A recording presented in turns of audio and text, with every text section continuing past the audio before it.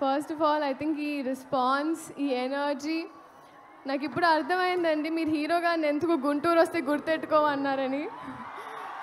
గుర్తెట్టుకున్నాను, వచ్చాను. మీ అందరు గుర్తుండిపోతుంది ఇప్పుడు. సో లేదు, thank you so much. Starting with director గారు, thank you so much for this opportunity అండి.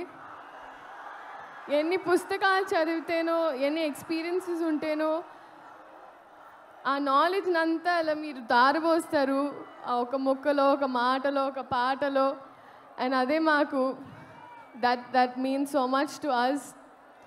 అండ్ రాఘవేంద్రరావు గారి తర్వాత మళ్ళీ ఒక రీలాంచ్ లాగా అయిపోయిందండి నాకు ఈ సినిమా.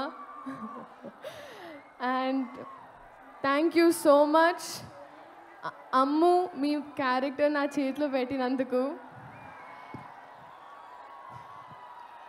కొంచెం మా టార్చర్ని సెట్లో భరించినందుకు అండ్ ఎప్పుడు గైడ్ చేయించినందుకు thank you so much sir.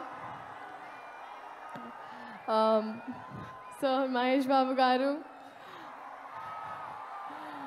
Sir మిమ్మల్ని మీరు చాలా ఇంటిమిడేటింగ్ ఉంటారు సార్. ఇలా చూస్తుంటే అందుకే మీకు తెలుస్తుంది. చాలాసార్లు నేనే డైలాగ్స్ కూడా మర్చిపోయాను.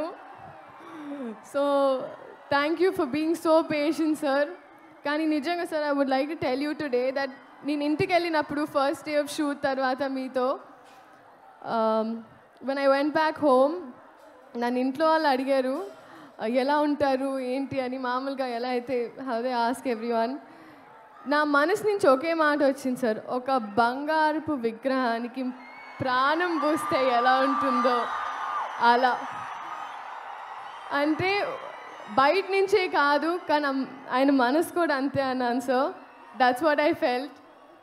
Thank you so much sir for being you and your existence is probably the best thing for all of us. నాకు ఇప్పుడు కొంచెం రాంగ్ ప్లేస్మెంట్ అనిపిస్తుంది సార్. నేను కూడా అక్కడ ఎక్కడో క్రౌడ్లో ఉండాల్సిన దాన్ని, కానీ దేవుడు ఏదో వాళ్ళ మనసులో ఉన్నవన్నీ నేను చెప్పాలని నన్ను ఇక్కడ నుంచోబెట్టుకుంటున్నాను అనుకుంటా.